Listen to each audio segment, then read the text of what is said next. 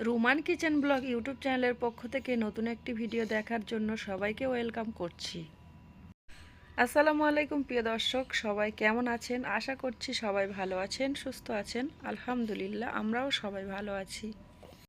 ভিডিওর শুরুতে প্রথমে দেখতে পেয়েছেন ইলিশ মাছ। ইলিশ মাছ এখন আমি কেটে কুটে রান্না করব, আর সেটাই আপনাদের সঙ্গে শেয়ার করব।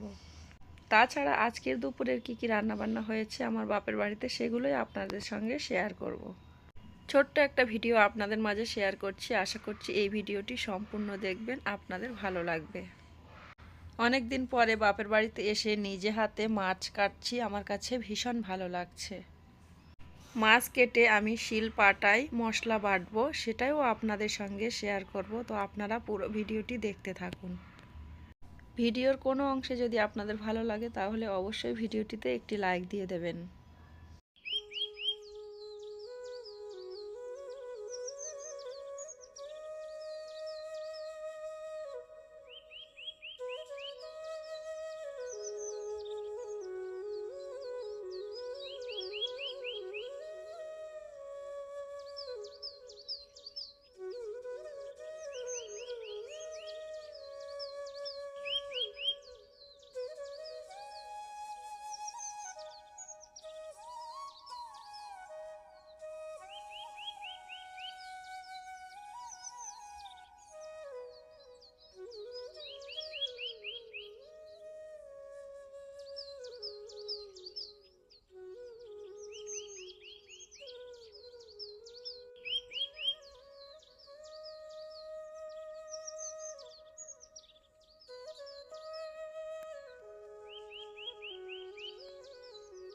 ইলিশ মাছ যখন কাটছিলাম তখন হাতের কাছে একটা বেড়াল ছিল, তো কাটাকুটির কিছু অংশ বেড়ালের দিয়েছি, যেগুলো বেড়ালরা খায় সেগুলোই দিয়েছি, আর ইলিশ মাছটা এখন কেটে নিয়েছি।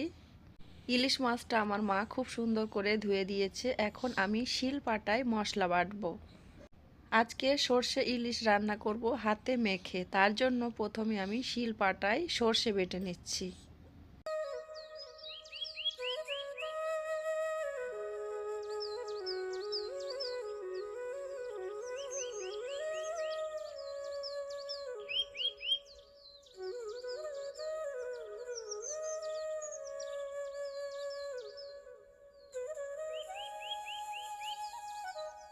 আমি উঠানে বসে শিলপাটাতে সর্ষে বেটে নিচ্ছিলাম, ওই সময় খুবই জোরে বৃষ্টি এসেছে।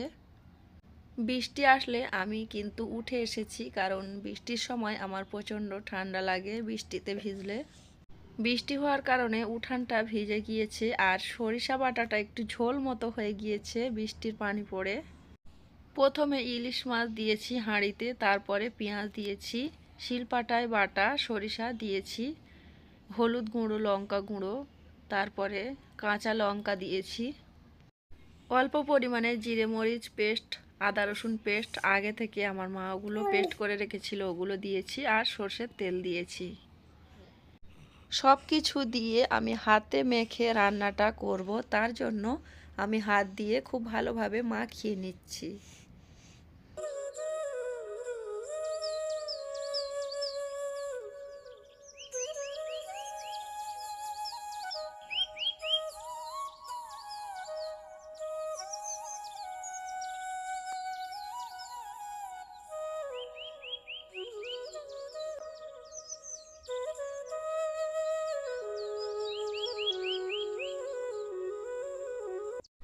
ভেবেছিলাম মাটির চুলায় এই রান্নাটা কমপ্লিট করব, কিন্তু বৃষ্টি আসার কারণে আর মাটির চুলায় রান্না করা হয়নি। গ্যাস ওভেনে বসিয়ে দিয়েছিলাম, রান্নাটা কমপ্লিট হয়ে গিয়েছে। তার সাথে আমার মা কি রান্না করেছে সেটাই আপনাদের সঙ্গে শেয়ার করব। এখানে ব্রয়লার মুরগি কষা করেছে, তার সাথে মহিষের মাংস দিয়ে কচু দিয়ে রান্না করেছে, তারপরে আমার পছন্দের পুঁইশাক দিয়ে, চিংড়ি মাছ দিয়ে, আর তুরুল দিয়ে রান্না করেছে। বাপের বাড়িতে এই ছিল আমাদের দুপুরের আয়োজন। আজকের আমার দুপুরের আয়োজন কেমন লেগেছে অবশ্যই জানাবেন। আজকের ভিডিওটা এখানে শেষ করলাম।